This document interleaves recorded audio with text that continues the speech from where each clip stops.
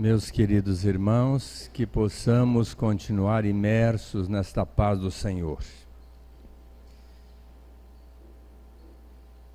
Nos tempos idos, quando Jesus passou pela terra, ele era seguido nos últimos dias da sua vida, conforme retrata o Evangelho, por cerca de 5.000 pessoas. Nós ficamos pensando até como Jesus conseguia conviver com este pessoal à sua volta, privando-o da sua mais profunda intimidade. E nesta abordagem, muitos pais traziam os seus filhos, porque sabiam que se eles, os filhos, tocassem Jesus, ou se Jesus pudesse tocá-los, eles certamente receberiam vibrações emanadas do Mestre, doce Rabi da Galileia. E os discípulos, incomodados com aquela algazarra, querendo proteger o Mestre Jesus, fazia de tudo para que aquelas pessoas, pais e filhos, fossem afastadas, no que, segundo o Evangelho, aborreceu por demais o Cristo. Jesus ficou aborrecido não pela algazarra e pela abordagem, mas pela atitude dos discípulos. E ele logo em seguida os adverte dizendo: deixai vir a mim os pequeninos. E pegou uma criança, colocando-a no colo, que nós sabemos hoje, mais tarde se tornou Inácio de Antioquia, discípulo de João, e disse assim: quem quiser deter o reino de Deus, que se assemelhe a estas crianças. Entendendo que Jesus começou dizendo: deixai vir a mim as criancinhas. Logicamente que ele não estava se referindo às criancinhas propriamente dito.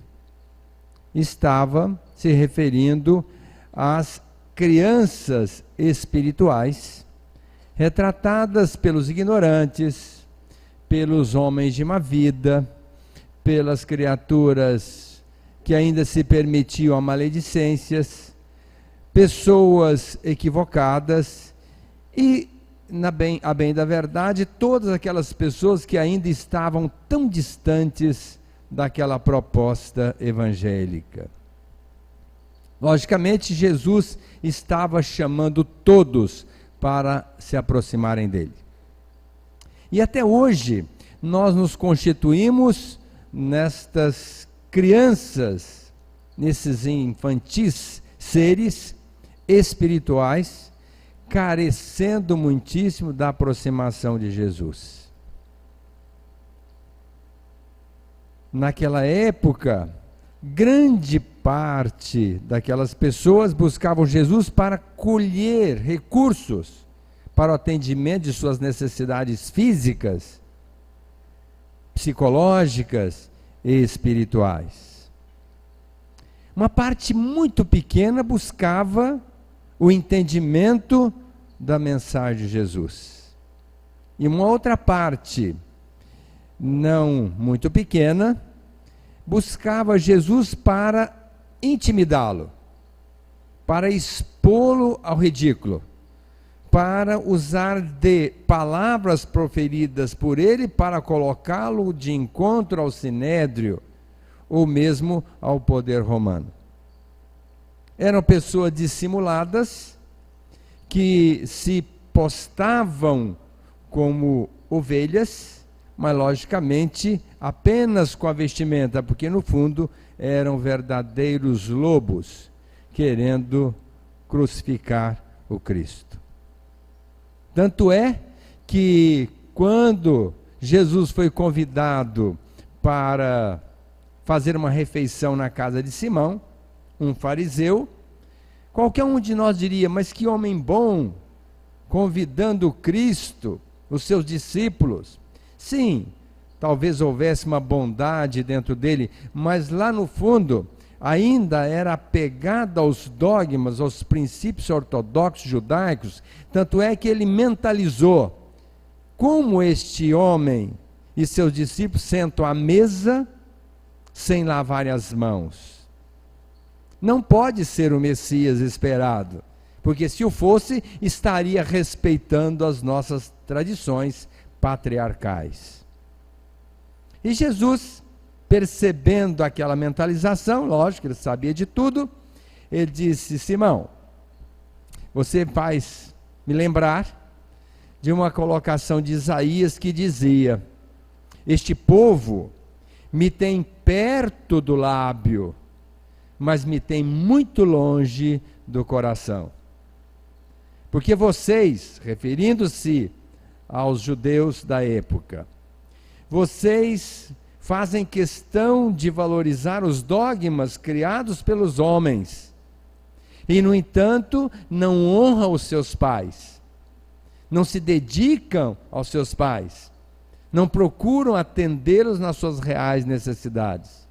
Portanto, vocês continuam me tendo perto dos lábios, longe do coração, quando foi uma revelação a Isaías, referindo que aquele povo procurava criar mais de 600 dogmas, humanizados e deixando de respeitar os 10 mandamentos que constituem a lei de Deus.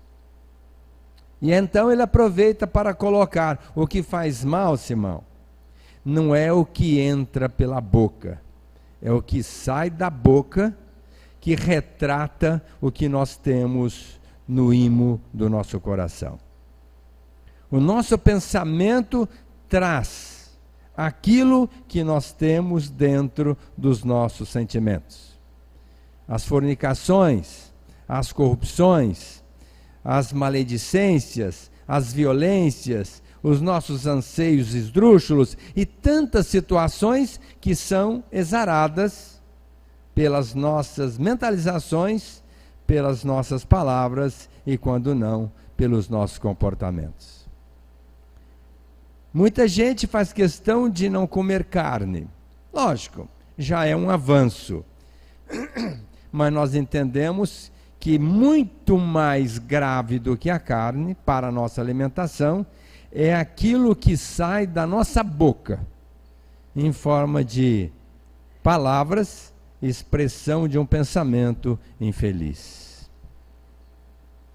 Dizem que os grandes perfumes, os perfumes mais caros, estão nos pequenos frascos. É verdade. Mas não é porque os perfumes bons vão se encontrar nos pequenos frascos, não. Também encontram nos grandes. Mas são colocados nos pequenos porque ninguém teria dinheiro para comprar os grandes frascos. Então, compram os pequenos. Por isso que se fala que os grandes perfumes estão nos pequenos frascos, para acessar a compra destes perfumes. Mas fazendo uma analogia, eu poderia dizer que os conteúdos, grandes conteúdos, se encontram também nos pequenos livros. Estou me referindo a uma obra maravilhosa de Emmanuel. É uma redundância, porque todas as obras de Emmanuel, através de Chico Xavier, são relíquias, são tesouros que nós devemos muito bem valorizar. Mas estou me referindo a um livro chamado Pensamento e Vida. Um livro fininho, pequeno, mas de um conteúdo indizível. Um certo amigo procurou Emmanuel e disse assim: por que você não escreve um livro que vocês usam no plano espiritual e que pode servir de roteiro para as pessoas que estão na Terra em busca da angelitude? E ele lembrou-se de uma cartilha que os espíritos usam para preparar as criaturas para o reencarne, para o bom aproveitamento diante da futura reencarnação. E ele trouxe essa cartilha através de Chico Xavier, com o mesmo nome que ela tem no plano espiritual, chamada Pensamento e Vida. E nesse livro, ele começa falando que nós fazemos uma linha de raciocínio, um pensamento, e nós vamos viver aquilo. Daí o nome do livro, Pensamento e Vida. Ou seja, nós vamos viver aquilo que nós estamos pensando. E o pensamento é fruto da nossa mentalização. Aquilo que nós criamos na nossa mente. Projetamos em forma de uma energia. E ela vai encontrar ressonância com o universo. O magnetismo tem uma força estática. A eletricidade tem uma força dinâmica. E o pensamento tem uma energia eletromagnética. Portanto, acessa as situações mais distantes, os locais mais distantes, a ponto do Chico dizer que uma oração de uma mãe por um filho arrebenta a porta do céu. Nós, quando mentalizamos, a nossa mente encontra ressonância com todo o universo. Se temos pensamentos bons, agregamos a eles todos os pensamentos bons emitidos pelas criaturas nas as mais distantes situações, dos mais distantes lugares. Do momento que aquelas pessoas pensam e aquele pensamento encontra ressonância com o nosso, já encontra uma ligação. E o nosso pensamento passa a ser fortalecido pela formação mental do universo. Se pensamos também coisas ruins, agregamos esses pensamentos à nossa mente e passamos a viver aquilo. Então é fundamental que nós tenhamos muito cuidado com aquilo que nós estamos pensando. E diz Emmanuel que a nossa mente se assemelha a um escritório, onde nós temos muitas salas. E a primeira sala que ele destaca é a sala dos nossos desejos. Que a nossa mente forma os nossos desejos. E, via de regra, os desejos retratam as nossas aspirações. Aquilo que nós queremos conquistar vem em forma de um desejo. Portanto, muitas das vezes temos desejos mais materializados do que espiritualizados. E daí mora o grande perigo para a nossa vida.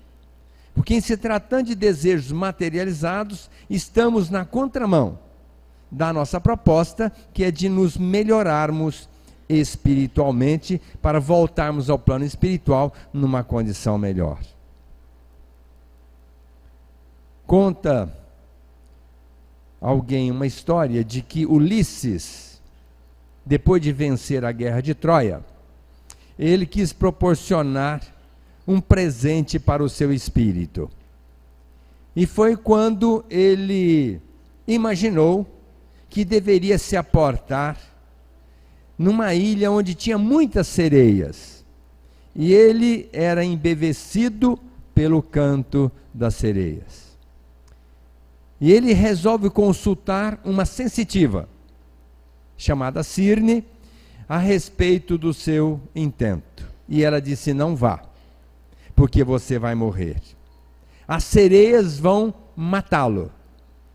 No que ele não aceitou aquela colocação, dizendo: mas se eu sou um vencedor de uma guerra, um general que comandei uma série de soldados, logicamente, se há alguém para sucumbir, é a sereia, não eu.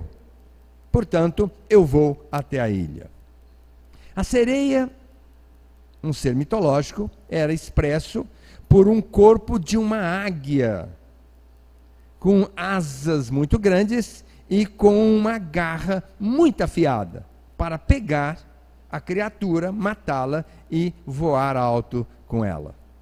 Agora, no Ocidente, a sereia tem uma outra representação mitológica.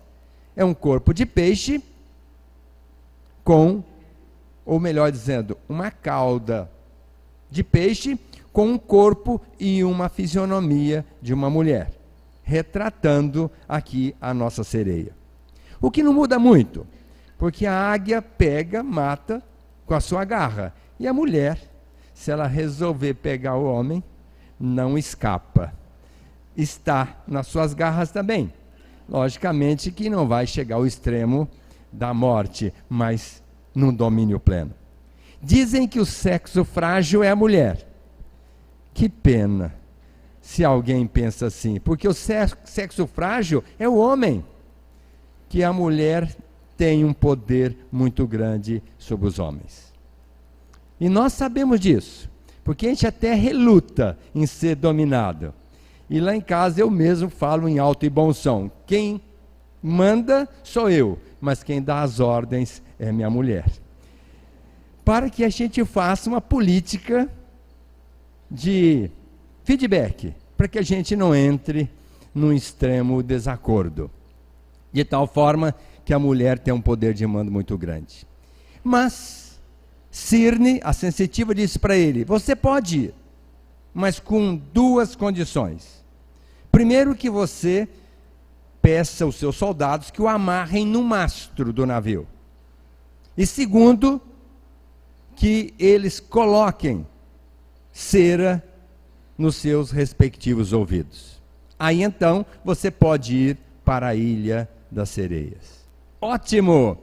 Eu vou poder escutar o canto delas. Meus soldados, que não escutem, estou muito preocupado com isso.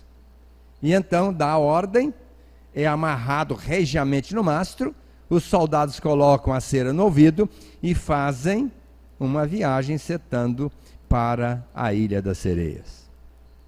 Quando eles chegam perto, as sereias cantando, inebriando ali Ulisses, então ele quer descer para estar com elas e grita para os soldados: me desamarrem, me tirem daqui. Logicamente eles não ouviram. Tentou se desvencilhar das amarras, mas estava muito bem amarrado ao mastro e infelizmente passou pela ilha e aquele barco seguiu para a sua cidade natal. Evidentemente não sucumbindo às garras da sereia, porque não desceu ali naquela ilha que retratava uma ilusão de estar ouvindo o canto daquela sereia.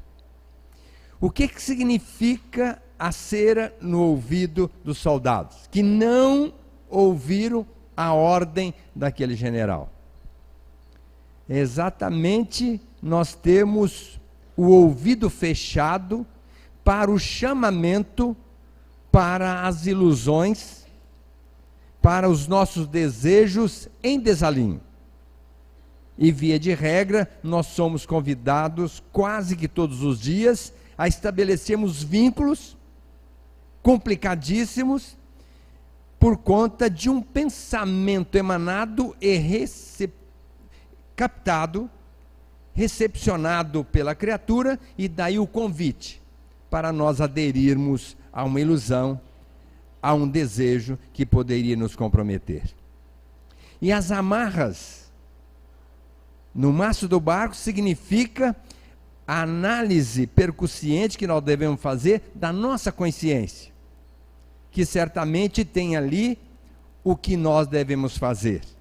Como está no livro dos Espíritos, pergunta 621, a lei de Deus está escrita na nossa consciência. E se nós quisermos saber o que é certo e o que é errado, é só nós analisarmos a nossa consciência. E, portanto, para não cairmos nessa cilada, nós precisamos estar com ouvidos fechados para o chamamento e, ao mesmo tempo, analisando aquilo que a nossa consciência nos coloca. De outra forma, vamos pagar um tributo muito caro, porque os nossos desejos são eminentemente materializados. Um outro andar neste escritório da nossa mente chama-se inteligência. Nós somos dotados de inteligência para bem aproveitarmos a nossa estada no seio da terra e fazermos um retorno ao mundo espiritual muito melhor do que aqui chegamos. Mas acontece que com essa inteligência, na grande maioria das vezes, nós nos permitimos também a deslizes imensos, pagando um tributo muito caro mais tarde. Quantas pessoas poderiam usar a inteligência para o bem e usam-na para o mal, se comprometendo muitíssimo.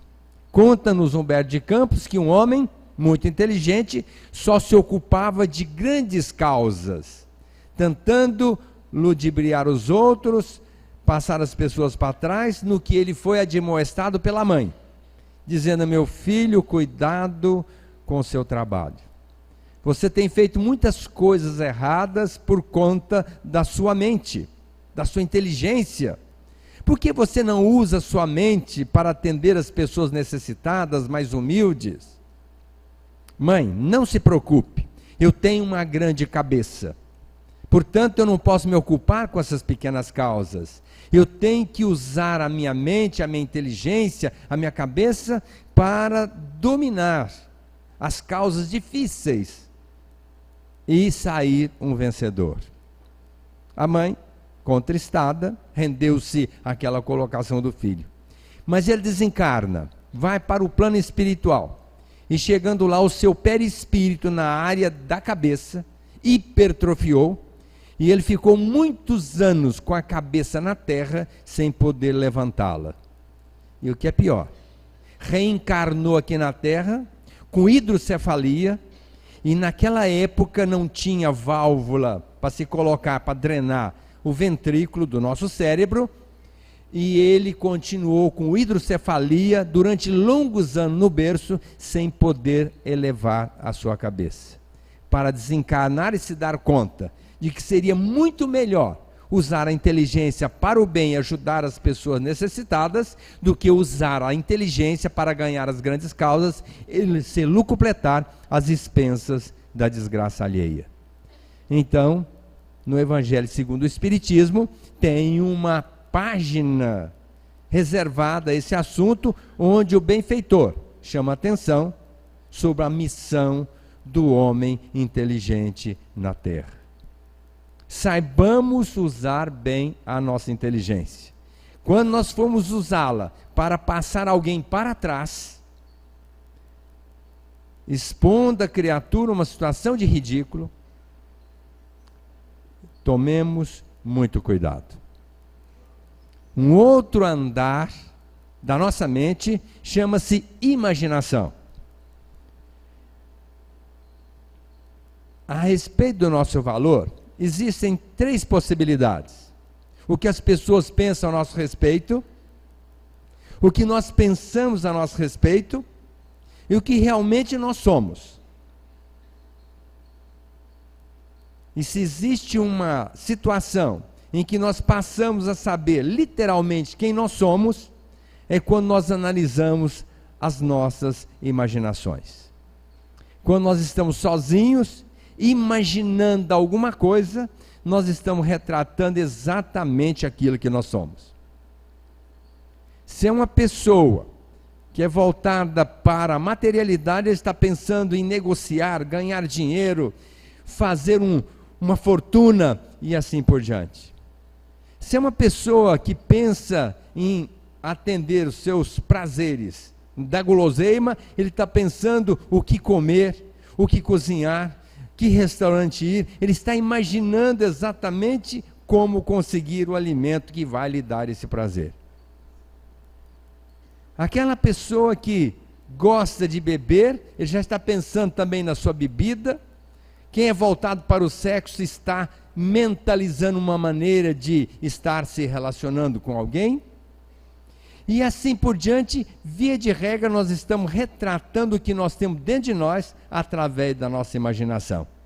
Como também um homem de bem está sempre pensando como ajudar os outros. E é nisto que nós não nos enganamos a respeito de quem nós somos. Quando estiverem sozinhos, imaginando alguma coisa, lembrem-se de que vocês estão exatamente sabendo quem vocês são. E a definição de Kardec: o verdadeiro espírita é aquele que sofre uma transformação moral e combate tenazmente as suas más tendências.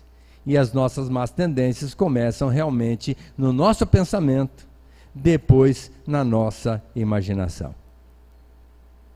E a nossa mente consciente e inconsciente também tem uma memória, que faz parte desse escritório mental. Essa memória que nós trazemos desta existência, pela experiência vivenciada, e no inconsciente uma memória que está arquivada de milênios. Na nossa trajetória espiritual, toda a nossa experiência está arquivada na nossa memória inconsciente. E é ali que também mora o perigo. 80% das nossas atividades são assumidas pelo nosso inconsciente. Somente 20% vem por conta do nosso consciente. Tanto é que o Paulo de Tarso disse: infeliz homem que sou, o que eu quero fazer eu não faço, o que eu não quero eu faço. E a nossa mente tem o gatilho da memória, que é de 5 segundos. Nós, quando vamos fazer alguma coisa, em 5 segundos nós já assumimos uma postura, sem nenhuma análise consciente. Tanto é que tem um refrão que diz assim: conte até 10 antes de resolver alguma coisa. Porque se nós formos pelo inconsciente, ele vai retratar a nossa memória. E a nossa memória arquivada, via de regra, não é tão boa assim, porque somos ainda muito voltados para o instinto. E que às vezes nos coloca numa situação de ridículo. Por isso, nós precisamos arquivar na nossa mente inconsciente ideias boas, para que quando o nosso inconsciente assumir o nosso mando, em 80%, essas ideias possam voltar e nos colocar numa situação muito favorável. Por isso que é fundamental que nós coloquemos na nossa mente sempre informações salutares. Daí a importância de nós estarmos ouvindo pessoas equilibradas, lendo livros muito bons, assistindo programas edificantes, para que a nossa mente possa arquivar essas mensagens saudáveis, porque elas matematicamente vão voltar na nossa vida, é uma questão apenas de tempo. Um outro elemento no escritório da nossa mente chama-se sugestão e afinidade. Nossa mente é extremamente sugestionável. Por isso a gente precisa ter muito cuidado com as sugestões que nós recebemos. Quantas vezes a pessoa diz assim: você vai ao centro de novo? Mais uma vez? Não sei o que você faz tanto naquele centro. Você vai fazer curso, você já não sabe tudo? Tem que fazer mais curso ainda? E a pessoa tenta nos influenciar. E Grasset, do Instituto de Montpellier, ele disse que nós somos envolvidos num esquema intra-hipnótico e num esquema pós-hipnótico. Ou seja, ou nós somos induzidos, sugestionados na hipnose, ou quando nós estamos dormindo. E no plano espiritual, os espíritos tentam também nos envolver. Dependendo da nossa faixa vibratória, nós vamos ser acessados por determinadas entidades, encarnadas e desencarnadas. Porque quando a gente acorda, ou seja, na condição pós-hipnótica, acordado, nós também somos sugestionados por almas que estão ao nosso lado, encarnadas, como também em estado pós-hipnótico, somos sugestionados também por almas desencarnadas, ou seja, espíritos já desencarnados, e que tentam fazer a nossa mente Por isso é que Jesus nos recomendou: vigiai e orai para não cairdes em tentação. Não é para não serdes tentados, porque tentado a gente é todo dia. Agora, para não cairmos em tentação, precisamos usar a vigília e a oração. O que é a vigília? O que eu estou pensando, o que eu estou falando e o que eu estou fazendo. Se é bom, ótimo, estou elevando a minha vibração. Os espíritos inferiores estão sempre numa condição de onda longa. Os espíritos medianos estão numa condição de ondas médias. E os espíritos superiores estão em ondas curtas. E as ondas estão sempre em paralelo, nunca em diagonal, nem vertical. Sempre as ondas estão em paralelo. Ondas longas pegam o rádio, ondas médias pegam aqui a televisão, ondas curtas pegam o radar, as outras ondas mais curtas, outros elementos como satélites, elementos de mais precisão. Se não fosse assim, a televisão iria pegar a onda do rádio, o rádio pegar a onda da televisão, seria um desastre. Então nós vivemos também a semelhança dessas ondas em faixas vibratórias. Muitas das vezes nos preocupamos com os espíritos obsessores. É muito frequente alguém me procurar aqui depois da palestra, que eu atendo o pessoal lá no outro salão, preocupados com os obsessores. Doutor, me disseram que eu tenho um obsessor, o que eu faço? Eu falei, nenhuma preocupação você tem que ter com o obsessor. Você tem que ter preocupação com você. Porque o obsessor não vai dar rasteira, nem torcer o pescoço. Ele vai usar a mente da pessoa. Vai tentar aproveitar da invigília daquela criatura. Por que você não briga com seu marido? Por que você não briga com seu patrão? Por que você não agride o fulano? E ele vai jogar na tela mental para nos ver numa situação embaraçosíssima. Agora, para ele atingir a nossa vibração, nós temos que estar na mesma sintonia. E para nós sairmos da sintonia desse espírito, nós precisamos nos elevar espiritualmente. E nisso Jesus deu um recado: vigiai e orai. A vigília é o que eu estou pensando, o que eu estou falando, o que eu estou fazendo. Se eu estou pensando coisas boas, falando coisas boas e fazendo coisas boas, minha vibração está se elevando. E o espírito inferior está aqui. Algum tempo atrás eu estava dirigindo um trabalho mediúnico e um espírito disse assim para mim: se prepare que eu vou aprontar uma com você. Eu disse para ele, mas não lhe fiz nada. Ele disse, fez sim. Você deu um conselho para a fulana de tal, citou até o nome, no seu consultório hoje, e você estragou meu plano. Portanto, você se prepare que eu vou aprontar uma com você. E aquela moça estava pensando em suicídio, conversei com ela, fiz com que ela entendesse que não era uma boa coisa, e o espírito que estava com ela veio comigo para o centro, porque é a última consulta, saí de lá e vim para cá, e ninguém sabia nem dessa história, e muito menos do nome da moça, e ele falou para mim, você deu conselho para fulana de tal e estragou meus planos. Se prepare que eu vou aprontar uma com você. Confesso que não fiquei preocupado. Não. Porque ele poderia usar a minha mente. Se a minha mente estiver voltada para o bem, ele não vai encontrar ressonância. Não vai conseguir. Agora, se a minha mente estivesse voltada para o mal, procurando infelicitar alguém, certamente iria plugar e fazer um desastre na minha vida. Portanto, não preciso se preocupar com os obsessores. Nós temos que preocupar conosco. O que é que eu estou fazendo? Que é o retrato, via de regra, do nosso pensamento. Façam o bem, falem o bem, pensem coisas boas e orem, porque esta energia mental é fantástica, é maravilhosa e acessa os recônditos do universo, os lugares mais distantes, numa sintonia com os espíritos bons que vêm nos atender. Então tenhamos cuidado com as sugestões, fiquemos espertos com aquilo que as pessoas tentam passar para nós. Porque a gente acha às vezes que está muito bem alicerçado, e às vezes não.